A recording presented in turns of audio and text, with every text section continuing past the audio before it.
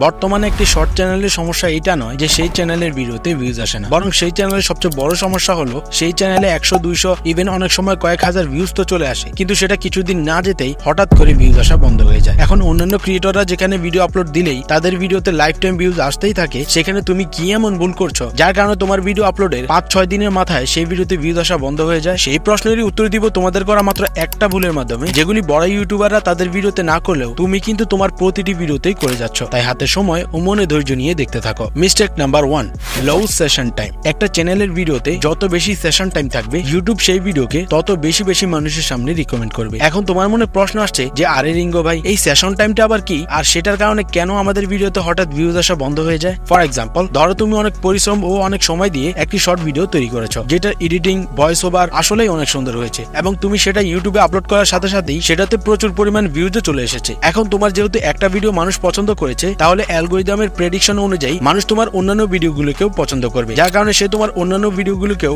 অডিয়েন্সদের সামনে রিকমেন্ড করতে থাকে। এখন যদি অধিকাংশ মানুষ শুধুমাত্র তোমার চ্যানেলে ওই নির্দিষ্ট ভিডিওটাই দেখে আর অন্যান্য রিকমেন্ড করা ভিডিওগুলো না দেখে, তাহলে সেটা মানুষ হোক কিংবা অ্যালগরিদম, যে কেউই সহজে এটা বুঝতে পারবে যে ওই চ্যানেলটি নিশ্চয়ই তার ভিডিওতে এমন কিছু মিস ইনফরমেশন দিচ্ছে, যার কারণে অধিকাংশ মানুষ তার ওই একটা ভিডিওই দেখছে আর বাকি ভিডিওগুলো দেখতে চাইছে না, যার ফলে সে ধীরে ধীরে তোমার ভিডিওর ইমপ্রেশন মানুষের সামনে পাঠানো বন্ধ করে দেয়। আর সেই কারণেই তুমি তোমার ভিউজের মধ্যে এরকম একটা স্ট্রেট লাইন দেখতে পাও। এখন এইটার মাধ্যমে ইউটিউব আমাদেরকে বোঝাতে চায় যে তোমার একটা ভিডিওতে যত ভিউজই আসুক না কেন, সেটা যদি অডিয়েন্সদের তোমার অন্যান্য ভিডিও দেখতে আগ্রহী না করে, তাহলে ইউটিউব একটা সময় পর তোমার সেই ভিডিওর ইমপ্রেশন দেওয়া বন্ধ করে দিবে। আর এটাকেই বলে অডিয়েন্স সেশন টাইম। একটা চ্যানেল তার একাধিক ভিডিওর মাধ্যমে একজন অডিয়েন্সকে কত সময় ইউটিউবের প্ল্যাটফর্মে ধরে রাখতে পারছে, সেই সময়টাকেই বলা হয় অডিয়েন্স সেশন টাইম। এটা যদি তুমি বাড়াতে পারো, তাহলে অ্যালগরিদম কখনোই তোমার একটা ভিডিওতে হঠাৎ ভিউজ দেওয়া বন্ধ করবে না, আর তোমার ভিডিওতে কন্টিনিউয়াস ভিউজ আসতেই থাকবে। এখন তুমি এটা তো জানতে পারলে যে সেশন টাইম বাড়াতে পারলে ইউটিউব তোমার ভিডিওকে দীর্ঘ সময় মানুষের সামনে পাঠাতে থাকবে, কিন্তু তুমি যদি এটাই না জানো যে একটি ভিডিও থেকে কিভাবে সেশন টাইম বাড়ানো যায়, তাহলে এত কিছু জেনেও তোমার কোনো লাভ হবে না। আর তাই সেশন টাইম বাড়ানোর এই 4টি ফর্মুলা তোমাকে খুব মনোযোগ দিয়ে বুঝতে হবে এবং খাতায় বা যে কোনো কিছুতে নোট করে সেটা তোমার ভিডিওতে অ্যাপ্লাই করতে হবে। ফর্মুলা নাম্বার 1, সেই চ্যানেলের প্রতিটি ভিডিও একটি নির্দিষ্ট বিষয়ের উপর তৈরি করা। ধরো তুমি বিভিন্ন সময়ে বিভিন্ন ভাইরাল বিষয়ের উপর ভিডিও তৈরি করো, তো এখন যদি তোমার বর্তমান সময়ের ছাত্র আন্দোলনের বিষয়ের একটা ভিডিও ভাইরাল হয়, তখন তার নিচে তোমার সেই পুরনো কাঁচা বাদামের ভিডিও সাজেস্ট হবে, যেটা পূর্বে কোনো একটা সময় ভাইরাল থাকলেও বর্তমানে কোনো অন্ধ মানুষও সেই ভিডিওতে ক্লিক করবে না, যার ফলে তোমার চ্যানেলের সেশন টাইম নষ্ট হবে আর তোমার ভিডিওর কোয়ালিটি অ্যালগরিদমের কাছে ডাউন হয়ে যাবে। তাই এরকম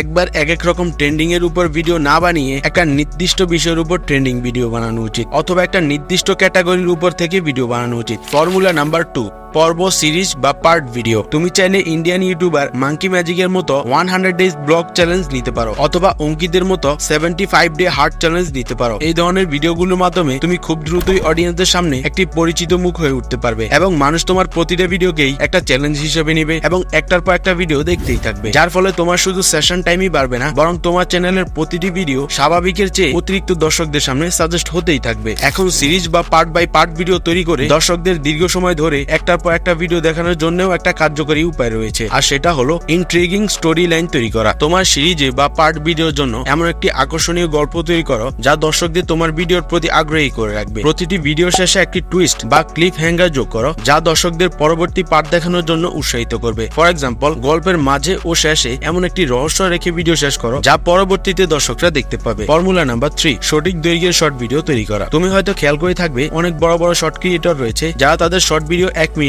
তৈরি করে, আবার অনেক বড় বড় শর্ট ক্রিয়েটর রয়েছে যারা তাদের শর্ট ভিডিও 15 সেকেন্ডেরও কম সময়ে তৈরি করে। এখন এগুলি দেখার পর তোমার আসলে কি করা উচিত? এখানে এমন কিছু ক্যাটাগরি ভিডিও রয়েছে যেগুলির জন্য 1 মিনিটের শর্ট ভিডিও তৈরি করা উচিত, আবার এমন কিছু ক্যাটাগরি ভিডিও রয়েছে যেগুলির জন্য শর্ট ভিডিও তৈরি করলে তোমাকে 15 সেকেন্ডের কমই তৈরি করা উচিত। এখন এক্স্যাক্টলি কত সেকেন্ডের শর্ট ভিডিও অ্যালগরিদম বেশি পছন্দ করে ও বেশি মানুষের সামনে সাজেস্ট করে, কোন ক্যাটাগরি অনুযায়ী তোমাকে কত সেকেন্ডের শর্ট ভিডিও তৈরি করা উচিত, সেটা আমি এই ভিডিওতে একদম ডিটেলসে বুঝিয়ে দিয়েছি। তাই ডেসক্রিপশন অথবা পিন কমেন্টের লিংক দেওয়া রয়েছে, এই ভিডিওটা শেষ করে সেটা অবশ্যই দেখে নিবে। ফর্মুলা নাম্বার 4, দর্শকদের সাথে যোগাযোগ রাখো এবং তাদের কমেন্টের উত্তর দাও। তাদেরকে কমিউনিটি পোস্টের মাধ্যমে বা ভিডিওর মাধ্যমে জানাও যে তোমার নতুন ভিডিও কবে আসতে চলেছে। তা যদি কোনো সমস্যায় পড়ে, তাহলে তারা যাতে তোমার সাথে যোগাযোগ করতে পারে সেই ব্যবস্থা রাখো। ধরো তুমি একটি রান্নার ভিডিও তৈরি করেছো, যেখানে তুমি সেই ভিডিওর মধ্যে বিরিয়ানিতে এমন একটা সিক্রেট রেসিপি দিয়েছো যেটা জানার জন্য একজন অডিয়েন্স সেই ভিডিওতে কমেন্ট করেছে। তখন তুমি চাইলে তাকে সেই কমেন্টের মাধ্যমে অথবা পার্সোনালি তোমার কোনো ফেসবুক গ্রুপ অথবা হোয়াটসঅ্যাপ গ্রুপের মাধ্যমে তাকে সেই বিরিয়ানির সিক্রেট রেসিপির কথা বলতে পারো, অথবা সেটা কিভাবে আরো ভালোভাবে তৈরি করা যায় সেটা বলতে পারো। এতে করে দর্শকদের তোমার উপর ধীরে ধীরে বিশ্বাস জন্ম হবে, যার ফলে ভবিষ্যতে যখনই তুমি কোনো কোনো ভিডিও রিলিজ করবে তখন এই ধরনের দর্শকরাই তোমার ভিডিও তোমার চ্যানেলের মধ্যে ঢুকে হলেও দেখবে। এখন আমি তোমাকে এইটা তো বলে দিয়েছি যে কিভাবে তুমি একজন অডিয়েন্সকে তোমার একটা ভিডিওর সাথে সাথে অনেকগুলো ভিডিও দেখাতে পারবে যাতে তোমার সেশন টাইম বৃদ্ধি হয় আর তোমার ভিডিওতে ভিউজ আসা বন্ধ না হয়। কিন্তু তুমি যদি এটাই না জানো যে সেই ভিডিওগুলোর মধ্যে অ্যাকচুয়ালি কি বলে কি দেখিয়ে দর্শকদের ধরে রাখতে হয়, তাহলে তুমি কখনোই অডিয়েন্সদের একটার পর একটা ভিডিওতে ধরে রেখে তোমার সেশন টাইম বৃদ্ধি করতে পারবে না। তাই কিভাবে ভিডিওর মধ্যে স্টোরি টেলিং দিয়ে অডিয়েন্সদের দীর্ঘ সময় ধরে রাখা যায় সেটা আমি এই ভিডিওতে খুব ভালোভাবে বুঝিয়ে দিয়েছি। তো দেখা হচ্ছে